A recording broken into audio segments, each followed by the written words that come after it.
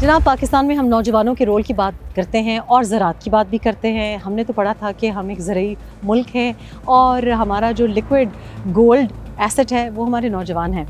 अब्दुल्ला बिन साद हमारे साथ हैं। He is a young progressive farmer. लेकिन आजकल तो फार्मर होना मेरा ख्याल है is not very good business, is it? आपने जो ही आगाज़ किया है तो हुकूमत ने कुछ प्लान्स अजीब कर दिए हैं। ये फसल कैसे कटेगी, कब कटेगी, कहाँ जाएगी कट के? देखिए जी, हमारे सरकारी इदारों की थोड़ी सी वीक प्लानिंग की एक पुरानी आदत है, जिसकी वजह से ना कि सिर्फ ये एग्रीकल्चर का शोबा बल्कि कई सारे और शोबे भी सफ़र करते हैं। लेकिन क्योंकि हमारा एग्रीकल्चर के शोबे का एक बड़ा मेजर शेयर होता है हमारी इकॉनमी में, तो this is not a good sign for us कि हम इसको भी ना सपोर्ट करें। बिल्कुल। तो मेरी नज़र में उसका सोल्यूशन ये है, हम बल्कि कई सारे फार्मर्स की नज़र में यही सोल्यूशन है कि हमारे मुल्क की एक दफ़ा बैठ के मास्टर प्लानिंग की जाए और कुछ जोन्स मुख्तस कर दिए जाएँ कि जी ये रियल एस्टेट के लिए, ये एग्रीकल्चर के लिए, और जो फिर एग्रीकल्चर के जोन्स हैं उनमें भी फर्दर मुख्तस कर दिया जाए कि जी ये इस क्रॉप के लिए, ये इस क्रॉप के लिए, ताकि उस हिसाब से हमारी गवर्नमेंट बाइंग प्लान बना ले और फार्मर को ना सफ़र करना पड़े।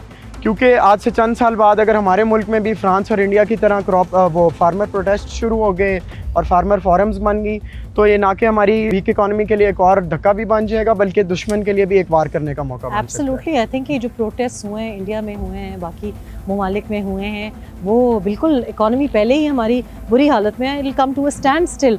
तो ये तो डेफिनेटली आप लोगों की तरफ से प्रोग्रेसिव फार्मर्स जो हैं और वो लोग जो नहीं समझ पाए कि प्रोग्रेसिव फार्मर्स ये कि मतलब फार्मिंग में एक इनोवेशन लेके आ रहे हैं, यानी कि जदीद तरीके इस्तेमाल किए जा रहे हैं। आप लोग चाह रहे हैं कि बम्पर क्रॉप्स हों, बेटर क्रॉप्स हों, बेहतर क्रॉप्स हों, लेकिन आपकी तरफ जो हुकूमत या जो भी इदारे हैं जो भी ये प्लानिंग करें, क्या स्टेक होल्डर्स को वो पूछते हैं, आप लोगों को बिठाते हैं? नहीं जी, जैसे कुछ बाहर के ममालिक में प्रॉपर फार्मर की फॉरम्स को साथ रखा जाता है पॉलिसी मेकिंग में, और उनकी बाकायदा अप्रूवल के बगैर कोई पॉलिसी पास भी नहीं होती। उस तरह का निज़ाम हमें यहाँ बिल्कुल नहीं नज़र आता, बल्कि उल्टा जो सुनने में आता है जी, फार्मर की फॉरम्स को ब्लैकमेल किया जाता है, उन्हें ख़रीद लिया जाता है, और फिर उसका रिज़ल्ट यही है जो आपके सामने है कि पूरा मुल्क रो रहा है और किसान बैठा हुआ है, और इसका हमें रिजल्ट आज से कुछ अरसे बाद नजर आएगा। बिकॉज अगर स्टेक होल्डर्स को, फार्मर्स को, प्रोग्रेसिव फार्मर्स और नॉट सो प्रोग्रेसिव फार्मर्स को ऑन बोर्ड लिया जाता, तो हम ये इजाफी गंदम जो इंपोर्ट हुई है, सरप्लस गंदम जो इंपोर्ट हुई है, ये भी ना होती। हम बता देते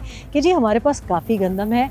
how does it make you feel कि मतलब ये तो अगर कह रहे हैं कि नौजवान आएँ, जो ज़राअत की तरफ आएँ, प्रोग्रेसिव फार्मर्स को एक तरफ से इनकरेज करें, दूसरी तरफ से इट्स वेरी डिस्करेजिंग कि आप तो सोचते होंगे कि मैं तो फार्मर होना तो नुकसान में चला गया, आपका प्रोफेशन भी और आपकी इन्वेस्टमेंट भी, तो इससे तो बेहतर था कि आप बाहर ही चले जाते, ब्रेन ड्रेन हो जाता। देखिए जी, बिल्कुल ऐसी ऑनेस्टली मैं बताऊं तो जिस तरह ये लेके चल रहे हैं, इस तरह तो जो लोग हैं फार्मिंग में वो भी चले जाएंगे, तो यंग जनरेशन को तो आप बिल्कुल ही भूल जाएं। यानी एक अगर यंग नौजवान आके अपना घर का ख़र्चा भी नहीं चला सकेगा इस फसल से, तो वो फिर क्यों जिद्दत लाएगा, वो फिर क्यों टेक्नोलॉजी इंट्रोड्यूस करेगा हमारी फील्ड्स में। अच्छा अब्दुल्ला, ये मुझे बताएं कि ऐसे भी मुझे लगता है पाकिस्तान में ये रिवायत है कि बड़े बूढ़े जो यंगर जनरेशन है वो इतनी जमहूरियत नहीं है कि उनकी बात सुनी जाए, तो कितना एक मुश्किल है being a young farmer. I mean I am so happy to see कि young people are actually investing their time in farming, पढ़े लिखे फार्मर्स, जैसे कि बाहर मुल्कों में होता है। तो ये कितना एक मुश्किल है आप अपनी बात सुनवा सकें, सुनवाई है कहीं? देखिए जी, कुछ फोरम्स में तो है यूथ की पार्टिसिपेशन, लेकिन जो एक्चुअल पावर में है ना फोरम्स, उधर नहीं किसी भी यूथ की सुनवाई, ना किसी यूथ की उधर क्या कहते हैं ओपिनियंस ली जाती हैं, ना उनको पॉलिसी मेकिंग में शामिल किया जाता है। स्पेशली इस सेक्टर में तो यही समझा जाता है कि जी जो बस पुरानी बातें चल रही हैं वही ठीक हैं, और जो ये कह रहे हैं ये गलत कह रहे हैं। तो ये इससे खुद ही पता लग जाता है कि हमारे मुल्क में क्या लोगों की सोच है, स्पेशली इस सेक्टर में क्या सोच है। चलिए जी, थैंक यू वेरी मच।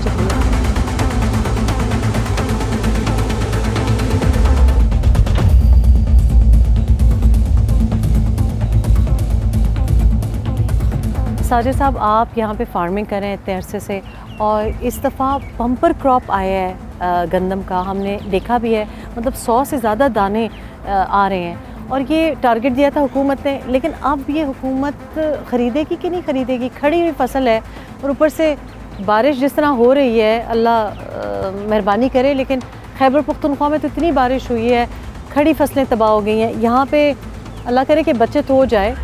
आपको क्या लगता है कि ये मतलब इंसाफ की बात कर रहे हैं हुकूमत? जी बिल्कुल भी नहीं। अगर हम एक्सपेंस पे बात करें सबसे पहले तो तो वो हमारे बहुत ज़्यादा जो है कि कॉस्ट पे जा रहे हैं। अभी हमने ये लीज़ पे ली हुई है। अभी हमारा जो रेट गवर्नमेंट ने निकाला है वो 3900 रुपये है। ठीक है, ठीक है, जो कि बिल्कुल भी कम है, बहुत ज़्यादा कम। 3900 फी मंथ फी मन के लेकिन ठीक है। बिक तो अभी इतने जो पे है नहीं कि हमसे जो खरीदा जा रहा है वो 3000 3100 मैक्सिमम। 3000? जी जी बिल्कुल। अच्छा, यानी कि तो- 900 उससे भी कम लिया जा रहा है। आप जी, कह रहे हैं बिल्कुल। कि 3900 भी फी मन जो है अनफेयर प्राइस है। ये बिल्कुल बिल्कुल ऐसे ही। नाइंसाफ़ी वाली बात जी, है। जी। अच्छा, ये बताएं कि आज तो हमने सोचा था कि आज तो एहतजाज पे कोई आएगा। 1 बजे से मैं वहाँ पे खड़ी थी, 1 बजे से माल रोड पे हमने इंतज़ार किया, 2 बज गए, 3 बज गए, 4 बज गए, 5 बजे तक, अभी तक वहाँ हमारे रिपोर्टर्स को कोई किसान नहीं नज़र आए। क्या वजह है? जी, किसान बिल्कुल आना ऐसा नहीं चाह है रहे? कि नहीं, किसान निकलना चाह रहे हैं, लेकिन मसला ये है कि गिरफ्तारियां बहुत ज़्यादा हो रही हैं। हमारे काफ़ी जो है कि किसान गिरफ्तार भी हो चुके हैं। अच्छा, किसान लीडर्स जी जी गिरफ्तार बिल्कुल, हुए हैं? जी जी बिल्कुल। ठीक है। और बाकी कुछ मेरा लोग ख्याल जो है है कि खौफजदा गाड़ियों है? में ही मतलब हैं, गाड़ियों से बाहर नहीं निकल रहे खौफजदा की वजह से। तो ये भी एक इनका जो है कि हमारे ऊपर बहुत ज़्यादा जुल्म ही है, और हम अपने हक़ के लिए निकल रहे हैं, लेकिन उसके बावजूद जो है कि उनको दबाया जा रहा है, हमारा हक़ को जो है ना। अच्छा, कोई ऐसी कोई नाजायज़ बात तो नहीं हो रही? इसलिए क्योंकि हुकूमत ही ने टारगेट दिया था कि गंदम उगाओ, गंदम उगाओ, ज़्यादा गंदम उगाओ। आपने बात सुनी, जी बिल्कुल। हुकूमत ही ने आपसे ये फ़ैसला किया था कि जनाब इतनी आपको हम सपोर्ट रेट पे हम उठाएंगे। हुकूमत ही मतलब अपनी बात से मुकर गई है, जी वादा वफा नहीं किया।